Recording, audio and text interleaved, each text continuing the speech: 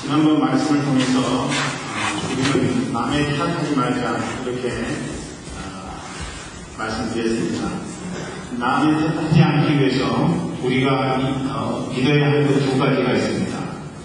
첫 번째로는 예수님 하시는 모든 일에는 선함이 있다는 하는 사실. 예수님 하나님이 하시는 일에는 잘못된 것이 아무것도 없다는 사실을 우리가 마음의 심령의 고백으로 주님 앞에 고백해야 된다는 것이죠. 두 번째로는 예수님은 결국에는 나를 쓰신다라고 하는 사실을 우리가 매 순간 범사에 잊지 않아야 된다는 것입니다. 그러니까 여러분, 우리가 환경 보고 사람 보고 남의 탓해서는 안 된다는 것입니다. 탓하지 않는 삶을 살기 위해서 우리의 마음 심령 속에 가져야 될 멀리 해야 될 두 가지가 있다고 여러분에게 말씀드렸습니다. 그것이 첫 번째로는 원망하지 말라는 거예요. 원망하지 말고 두 번째로는 포기하지 말라고 하는 것입니다. 원망하지 아니하고 포기하지 아니하면 때가 되면 하나님께서 우리를 분명히 써주시라고 하는 주님을 향한 믿음이 우리의 마음 심령 속에 있어야 된다는 것이죠. 오늘은 지난번에 이어서 새 포도주는 새 부대의 두 번째 시간 성숙에 관한 이야기를 하고자 합니다. 성숙해야 된다는 것이죠. 여러분, 우리가 성장하고 성숙을 오해해서는 안 될 것입니다. 아이가 몸집이 비대해지면 그걸 성장했다고 이야기하기는 하지만 성장이라고 이야기하지 못한다는 것입니다. 교회에 사람이 많이 오면 성장했다고 이야기할 수 있지만 꼭 성장하는 것이 성숙하지는 못한다는 것입니다. 이를테면 고린도 교회는 큰 교회였지만 그 교회는 성숙한 교회라고 이야기하지 않습니다. 반면에 안디옥 교회는 성장했을 뿐만 아니라 성숙한 교회였다고 우리는 이야기를 합니다. 마찬가지로 여러분, 우리가 성장과 성숙을 오해해서는 아니 된다는 것입니다. 그렇다면 성숙한 성도, 성숙한 교회의 특징은 뭘까요? 오늘 저는 여러분들과 함께 세 가지를 나누어서 생각해 보고자 합니다.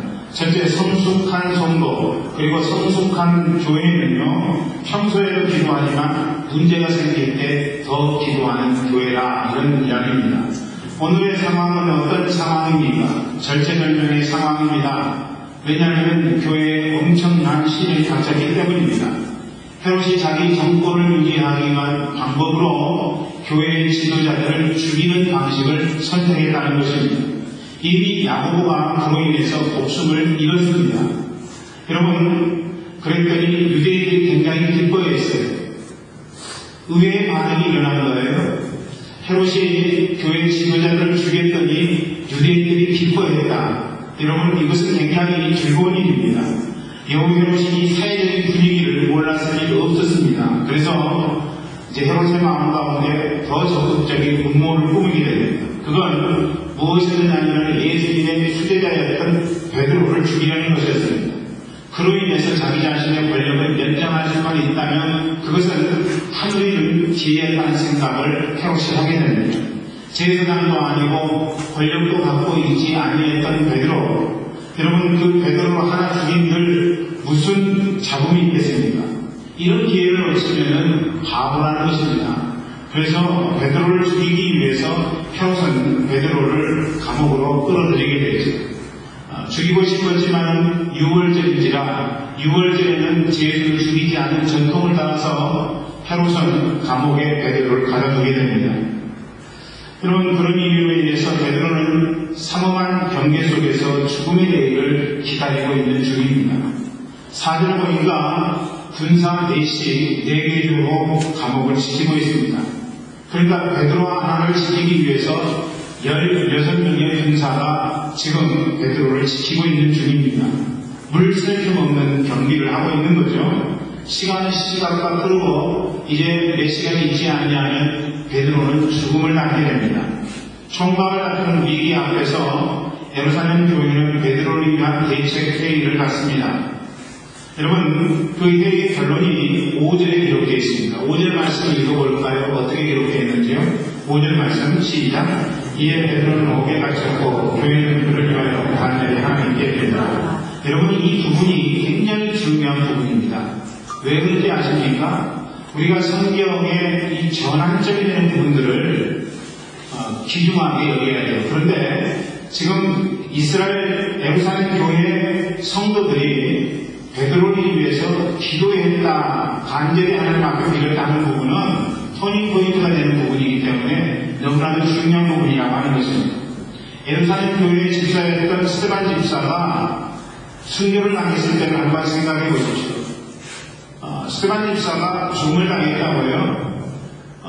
예루살렘 한복판에서 주의 복음 전도하다가 사람들에게 돌에 맞아 죽음을 당했다는 것입니다. 그때는 12사도만 남기고 모든 예루살렘 교회 성도들이 다 살길을 찾아서 피해버리고 말았습니다.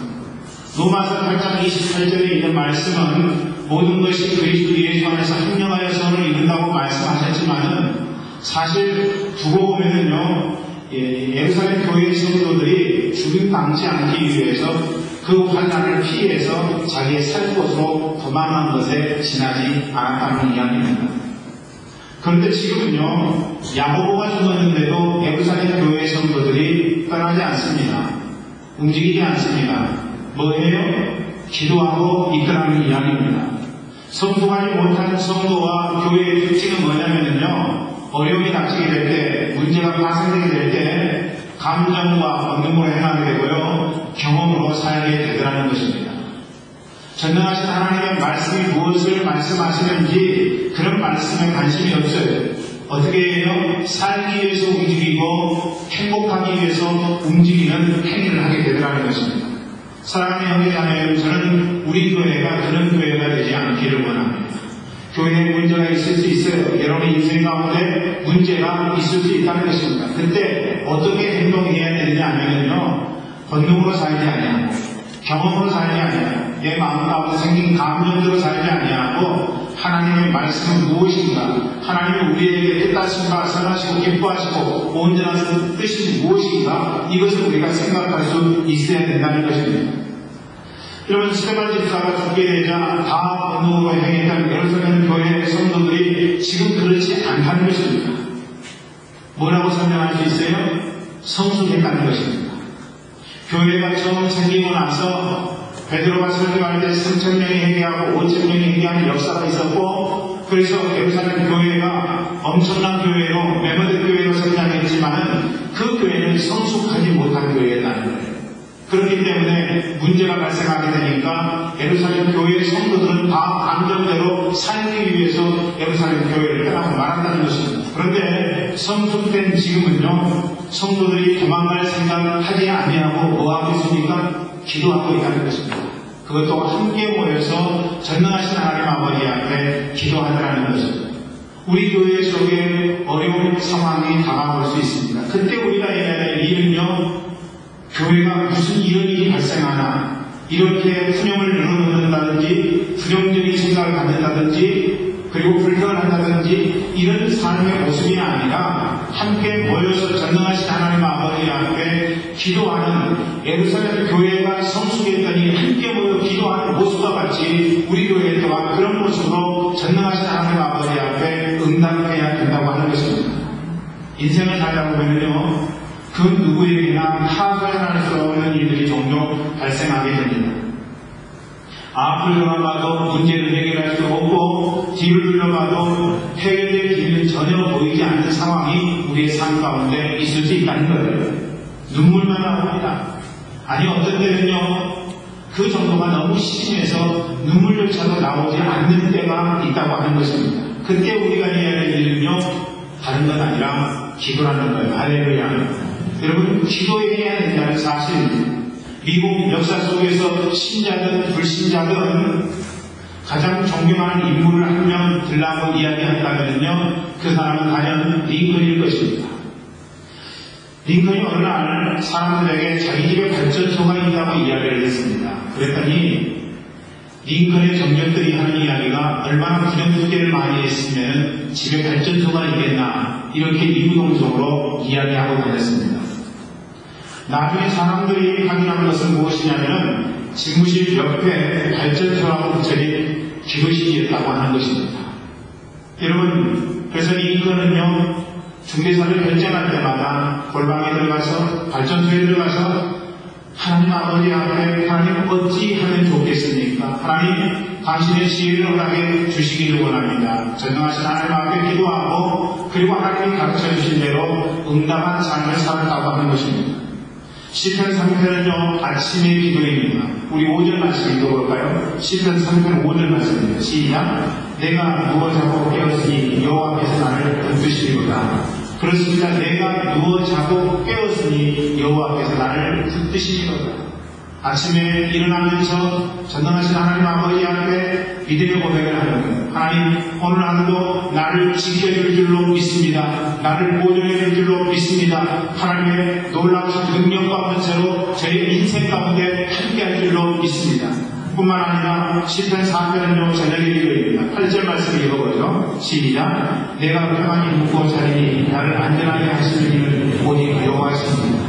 잠자리에 들기 전에 오늘 하루 나를 인도해 주신 하나님, 나를 붙들어 주신 하나님, 나와 동행해 계신 그 하나님 아버지 앞에 이제 나를 잠자리에 들게 하시니, 안식에 들게 하시니 감사합니다라고 그 하나님 아버지 앞에 응답하는 삶. 여러분이 발전소에 전원을 올릴 때와 그리고 전원을 내릴 때 삶을 시작하고 끝내는지 여러분에게 묻고 싶습니다.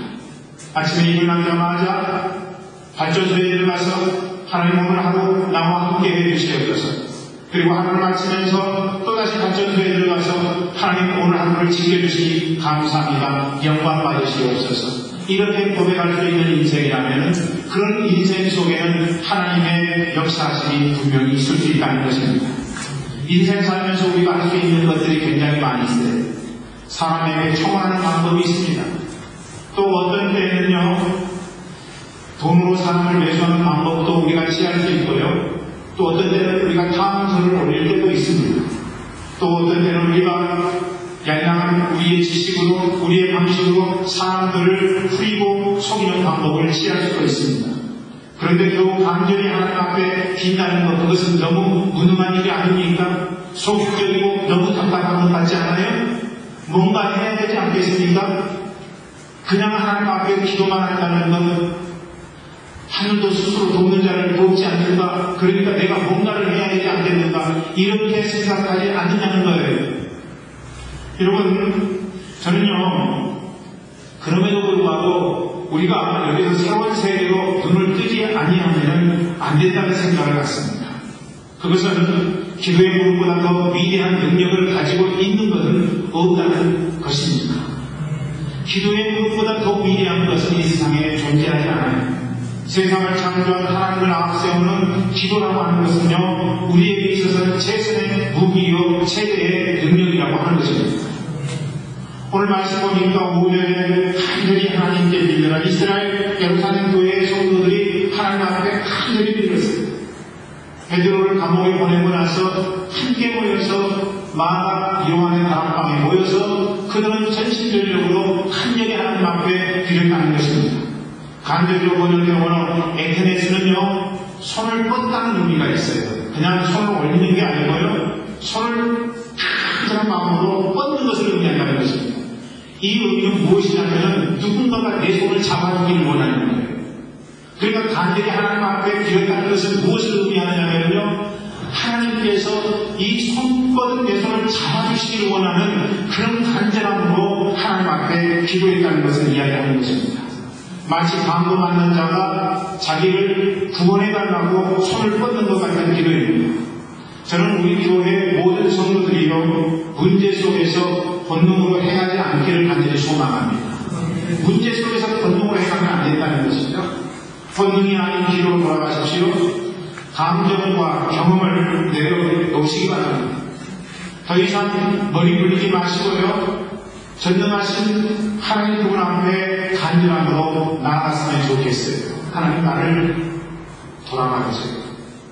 하나님 나를 인도해 주세요. 내가 간절함으로 주 앞에 나아갔더니 주께서 나를 들으셨다고 하는 시편의 말씀처럼 오늘 우리는 주님 앞에 간절함으로 우리의 두 손을 뻗고 하나님 나를 구원해 주세요. 내 인생 가운데 함께 해주세요. 하나님 앞에 그렇게 외치는 고백이 필요하다고 하는 사실입니다. 그때 하나님께서 우리를 위해서 일하시는 것이죠. 능력 배우시죠.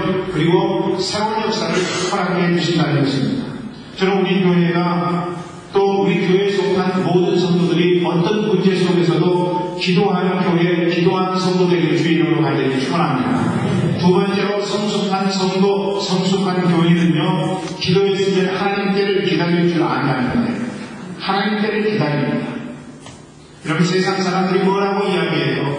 기도한 영혼은요, 하나님이 내 인생 가운데 역사할 때까지, 은혜를 주실 때까지 기다리는 법입니다. 첫째로는 먼저 나를 기다려야 해요. 여러분, 나를 기다려야 돼요. 기다리지 못한 사람들의 느낌을 보세요. 뭡니까? 불안함이고, 초조고, 근심이고, 걱정이고, 평안을 누리지 못하더라는 것입니다. 그러니까 뭔가를 하지 아니하면, 내 스스로 뭔가를 하지 아니하면 안 되는 거예요. 그런데 성경은 오늘 우리에게 하나님의 때를 기다리라고 말씀하신다는 거예요. 야곱 보세요, 야곱 여러분. 그는 기다리지 못한 사람의 대표적인 사람입니다. 그렇지 않습니까? 얼마나 기다리지 못한 사람이에요? 에서와 야곱이 리브가에게서 태어날 때 에서가 먼저 태어났습니다. 그 다음에 야곱이 태어났는데 성경은 야곱이 에서의 발목을 잡고 이 세상에 태어났다고 이야기합니다. 빨리 태어나고 싶은데 에서가 먼저 태어나거든요. 그러니까 그냥 태어나지 아니하고 예수의 발목을 잡고 이 세상에 태어났다는 거예요. 여러분, 장자의 축복을 받기 위해서 하나님은 이미 리브가에게 이야기를 했어요. 뭐라고 이야기를 했습니까? 나중에 나오는 자가 먼저 나오는 자를 다스리라고 하는 것을 말씀해 주셨거든요. 그러니까 야곱의 인생은 기다리면 되는 거예요. 기다리면 되는데 기다리지 못했다는 것입니다. 여러분, 엄마의 역할이 굉장히 중요해요. 엄마가 기다리지 못하니까 자꾸 아들을 이렇게 종용하잖아요. 그래서 사실 염소 목장을 하고 큰아들인 것처럼 해가지고 이삭의 축복을 받은 것은 엄마 리브가와 아들 야곱의 하자뿐입니다. 그러니까 엄마가 옳지 못하는 일을 한 거예요. 리브가가 기다리지 못하니까 그 아들 야곱도 기다리지 못한 삶을 살았던 거예요. 파죽한 것으로 장자의 직분을 사고 장자의 축복을 받았던 야곱, 여러분 할 만큼 나름대로 일을 했지만 결국에는 아버지의 집에서 쫓겨나서 삼촌 라반의 집으로 가게 되잖아요. 삼촌 라반의 집으로 가게 된 야곱의 인생 가운데 20년 동안 어떤 삶을 살게 됩니까? 삼촌 라반에게 속임을 당하며 인생을 살지 않습니까? 여러분, 그런 것입니다.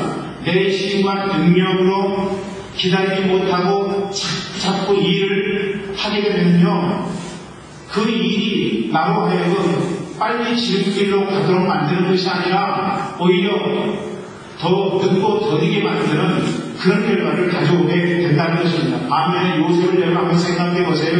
요셉은 어떤 사람이었습니까? 13년 동안 하나님 앞에 기도만 한 사람입니다. 아무것도 하지 않았어요. 13년 동안 하나님의 때를 기다렸던 사람입니다. 그런데 여러분, 기다렸던 요셉의 인생 가운데 하나님이 역사하셨고요. 13년 만에, 고향을 떠나오니 13년 만에 그는 애국의 국무총리가 되는 놀라운 역사를 경험하지 않습니까? 아무것도 한 것이 없었어요. 잘 되는 때, 난망스러울 때, 그는 하나님 아버지 앞에 기도하는 것, 감옥에서도 기도했고, 보디발의 집에서도 그는 하나님 아버지 앞에 기도할 뿐이었다고 하는 것입니다. 하나님의 역사하심이 있을 때까지 그 하나님을 바라보면서 기도했던 요셉의 인생 가운데 하나님은 놀라운 역사를 허락해 주셨던 것입니다. 여러분, 풍랑이 일때 배 안에 누워 계셨던 예수의 모습을 한번 생각해 보십시오. 그때 같은 배에 타고 있었던 제자들이 어떻게 행동합니까? 기다리지 못했어요. 기다리지 못하고 예수님께 우리가 죽겠나이다, 우리가 죽게 되었는데 예수님 뭐하고 계십니까? 빨리 일어나서 우리를 좀 살려주십시오, 이런 이야기를 하지 않았습니까? 그런데 지금 베드로는 어떤 행동하고 있어요? 죽음을 앞두고 있어요.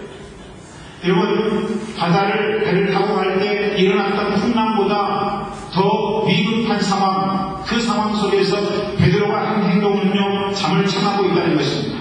어떻게 알 수 있어요? 12장 7절에 보니까 천사가 베드로의 옆구리를 쳐서 깨어나는 사실을 보면 분명히 베드로가 잠을 잤는데 그 잠은 보통 잠이 아니었다는 사실을 우리는 발견하게 되는 것입니다.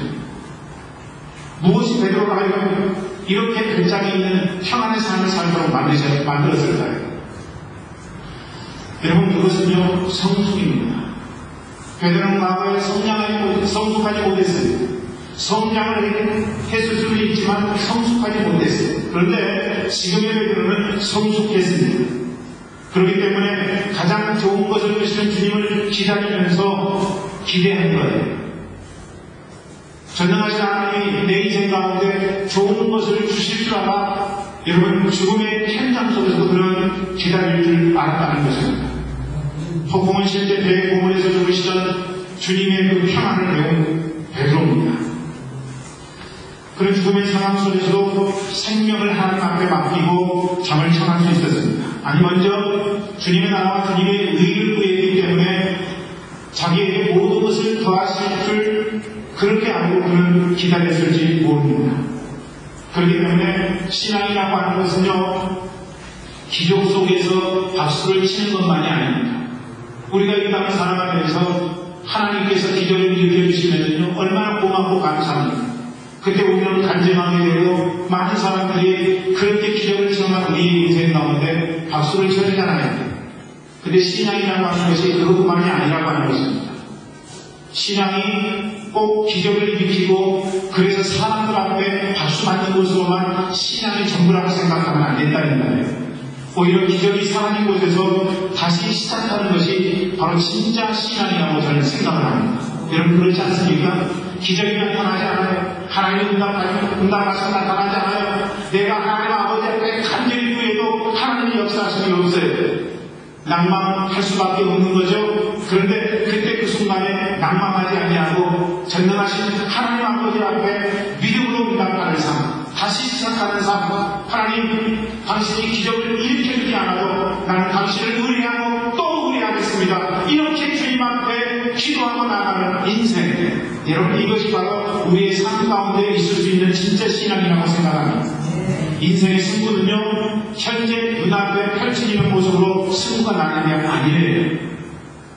당장 내 인생이 어떠하냐 이것으로 우리의 인생이 결정나는 게 아니라고 하는 거예요.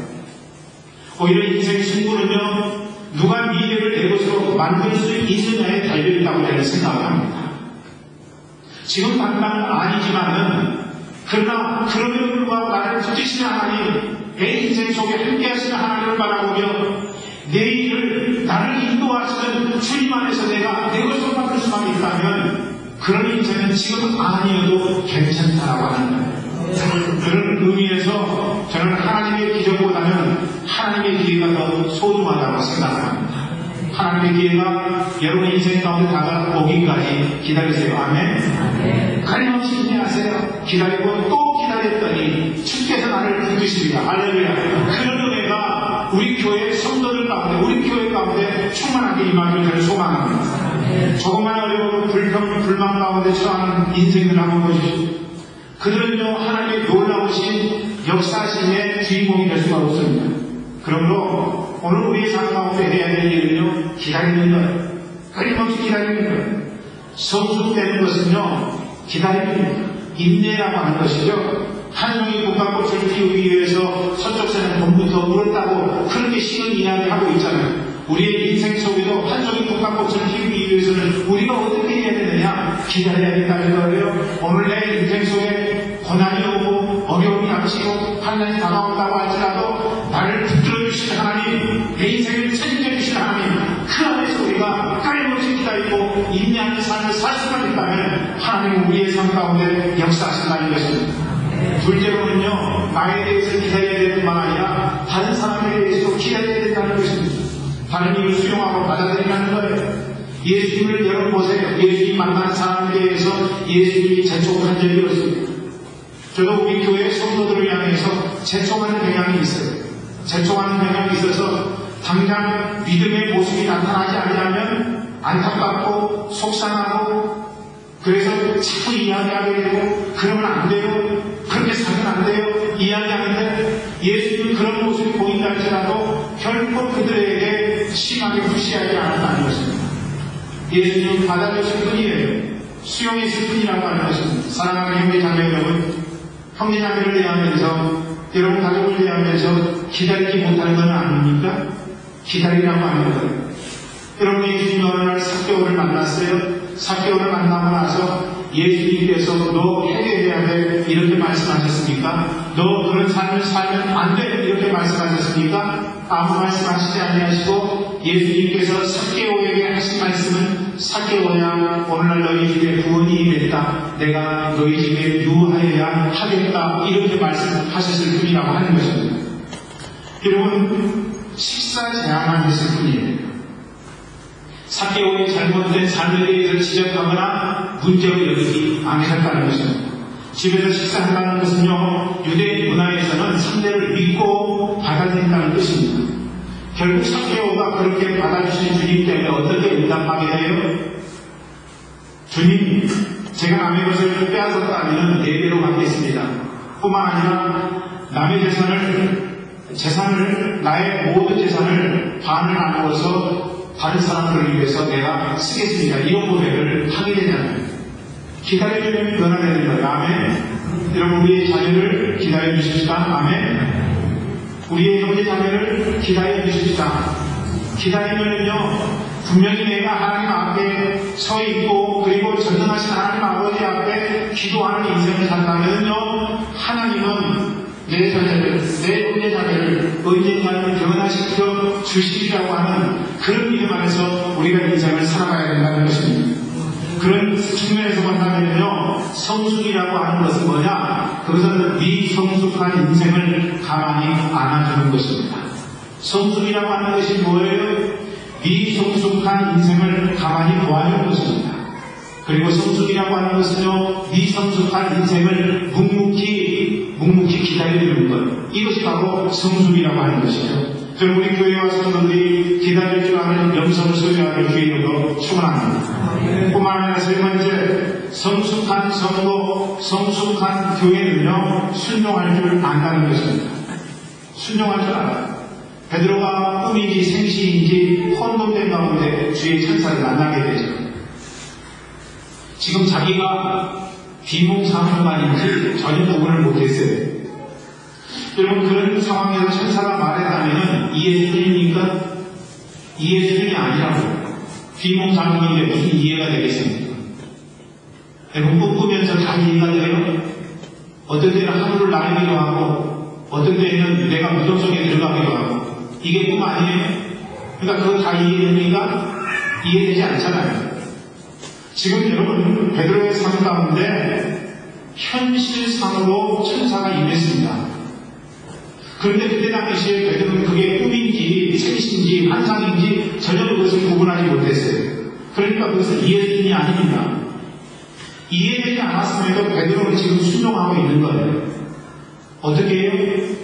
나타난 천사의 이야기대로 주님 하라고 하는 대로 베드로는 순종하고 있다는 것입니다.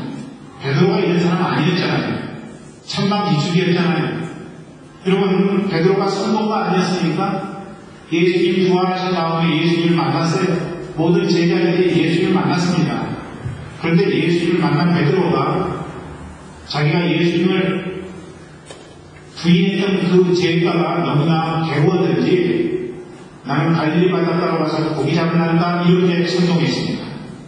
그랬더니 베드로의 이야기를 듣고 갈릴리 출신의 6명의 친구들이 베드로를 따라서 갈릴리 바닷가로 나가서 고기 잡아야 되겠다고 이야기를 하면서 갈릴리 바닷가로 가게 됩니다.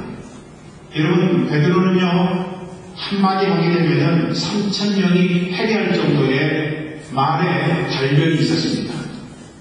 그러니까 그가 이야기하면요 사람들이 그의 이야기를 따를 수밖에 없는 선동까지는 기질이 베드로에게 있었다는 것입니다. 그런데 그런 베드로가 말씀하면 움직이고 말씀하면 순종하잖아요. 오늘의 말씀이 그것을 우리에게 보여주고 있다는 것입니다. 이것은요 놀라운 변화요 성숙이 아니고서는 설명할 수 없는 부분입니다. 반면 이 성숙한 사람의 특징은요 내 생각대로 그 누군가가 진리의 이야기를 해준다고 할지라도 한번 내 마음속에 결정하고 나면은요 다른 사람 이야기 듣지 않아요.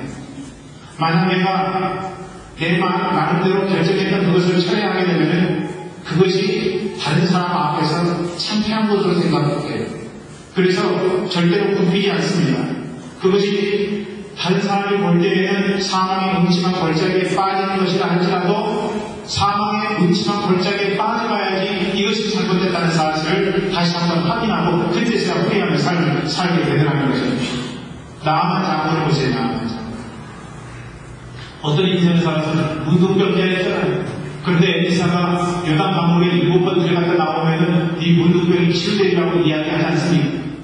그 이야기들은 나아만 장군이 뭐라고 이야기합니까?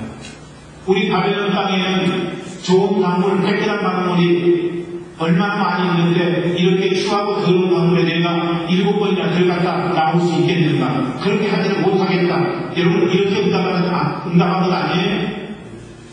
물론 이제 나만 장군의 종이 빚지와 번제니까 한번 들어가 보십시오 라고 이야기를 해서 들어가서 문둥병을 치료받기는 했습니다만은 우리 주위에는 나만과 같이 자기 생각하는 대로 움직이는 사람들이 얼마나 많이 있느냐는 거예요.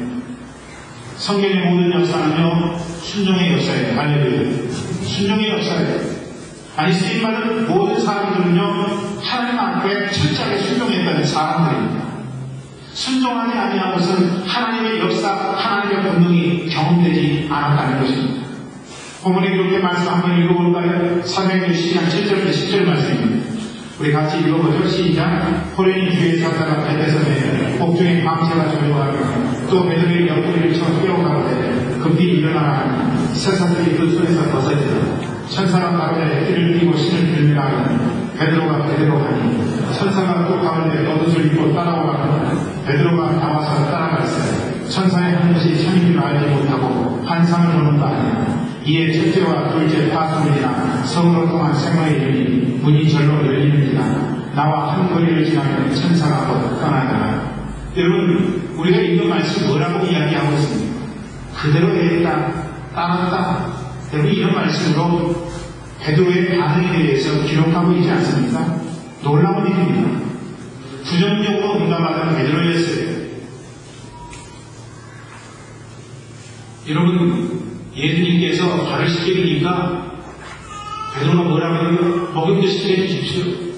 또 예수님께서 죽으러 가야 되니까 뭐라고 이야기했어요? 죽으러 갈 수 없습니다. 여러분, 그렇게 응답했던 베드로 아닙니까? 예수님이 다마시아가 되는 일에 대해서 늘상 잘난 척하다가 부정적인 반응을 했던 베드로 인생이라고 하는 거예요.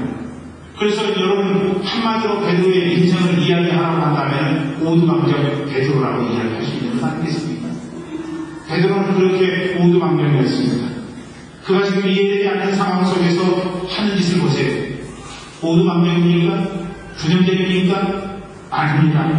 여러분 순종했다는 것입니다. 그러므로 이해되지 않아도 성숙해지면요 삶 가운데 드러나는 것은 다른 것 아니라 순종이라고 하는 것입니다. 우리 믿는 사람들은요, 이해주의에서 인생을 사는 사람들이 아니에요. 이해되지 않는다고 할지라도 그것이 살아계신 하나님의 말씀이면요, 우리는 순종해야 돼요. 여러분 알지 못해도요, 하나님의 말씀이면은 순종하셔야 된다는 것입니다. 롯의 사위들은 하나님의 말씀을 적용했습니다. 창세기 19장 14절 말씀 보시면요, 그렇게 기록되어 있죠. 읽어봅니다. 시작. 롯이 나가서 그 딸들과 정한 사위들에게 보아야 이르되 여호와께서 이 성을 멸하실 터이니 너희는 일어나 이곳으로 떠나라 하되 그 사위들이 농담으로 여겼더라. 소돔과 고모라 성이 멸망한다고 그러므로 이곳을 떠나야 된다고 이야기하니까 롯의 사위들이 그것을 농담으로 여겼다고 이야기하고 있습니다. 오늘날 살아계신 하나님의 말씀을 농담으로 여기는 사람들이 얼마나 많은지. 여러분은 하나님의 말씀, 선포되는 하나님의 말씀에 대해서 가볍게 여기지는 않습니까? 농담으로 여기지는 않습니까? 생명의 말씀인데 생명의 말씀이는커녕 그냥 선포되는 말씀이라고 생각하지는 않는다는 것입니다. 여러분 순종하셔야 돼요. 하나님의 말씀을 가볍게 여기지 아니하고 농담으로 여기지 아니하고 살아계신 하나님의 말씀을 내 생명 다해서 순종한다면 하나님은 우리의 인생 가운데 놀라운 일을 허락해 주실 것입니다. 여러분 이민아 교무사를 아세요? 이민아 교무사. 여러분 결혼 죽도록 사랑했던 남편과 결혼한 이후에 그런 이혼을 하게 됩니다. 그리고 나서 암 선고를 받게 되죠.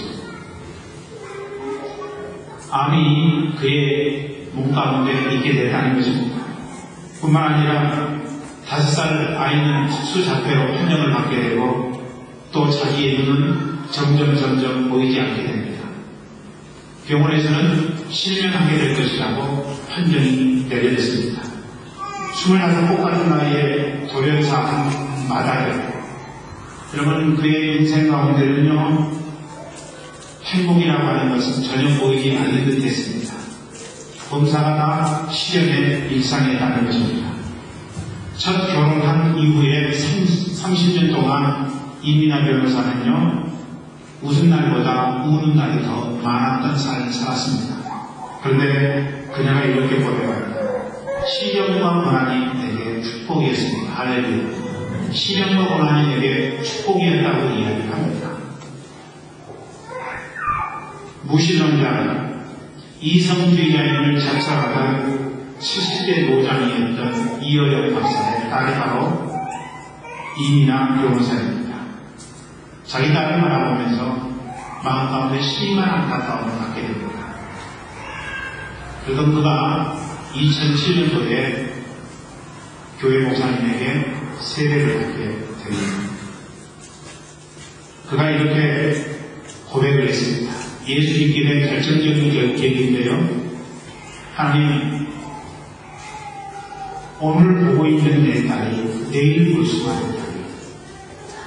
오늘 내 얼굴을 보았던 내 딸이 내일도 내 얼굴을 동일하게 볼 수만 있다면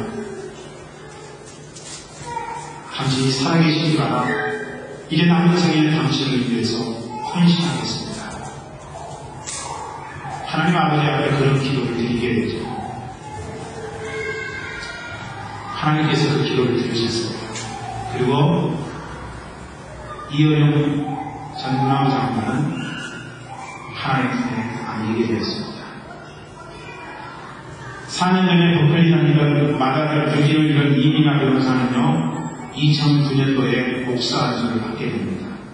그리고 아프리카, 남미, 중국 등에서 마약과 술에 빠진 청소년을 구제하는 구제 활동을 하고 있다고 합니다. 여러분, 우리의 삶 가운데 혹 고난이 온다고 할지라도, 이해되지 않는다 할지라도, 하나님에 대해서 다 알 수 없다고 할지라도, 하나님이 내게 부르신 부름의 상 앞에 우리가 응답할 수만 있다면, 순종할 수만 있다면, 왜 하나님이 내 인생 가운데 고난을 허락하셨는지, 왜 하나님이 내 인생 가운데 아픔을 허락하셨는지 언젠가는 분명하게 알게 되리라고 저는 믿습니다. 오늘의 말씀을 다져냈어요. 성숙해야 됩니다. 성숙한 교회가 돼야 돼요. 여러분, 문제 하나 때문에 치고 갖고 싸우는 교회가 아니라 어떤 문제가 일어나면 그 문제를 갖고 하나님 앞에 응답할 줄 아는 그런 성숙된 교회, 저는 그런 교회가 불화하는 교회가 되기를 원합니다. 성숙한 교회의 특징은 뭐라고 여러분에게 말씀드렸습니까? 첫 번째로 문제가 생길 때 기도하라고 하는 거예요. 평범하게 기도하지 아니하고 간절히 기도하는 삶을 선택하라고 하는 것입니다. 두 번째로 하나님의 때를 기다리라고 하는 것입니다. 하나님의 때는 언젠가 우리에게 다가오기 마련입니다. 세 번째, 여러분 성숙한 교회는요, 하나님의 말씀 앞에 순종하는 교회입니다. 이 말씀대로 우리 모든 성도들이 살아가셔서 여러분 모두 다 성숙될 뿐만 아니라 우리 교회가 데살로니가 교회처럼 소문난 교회가 되기를 주의 이름으로 간절히 축원합니다.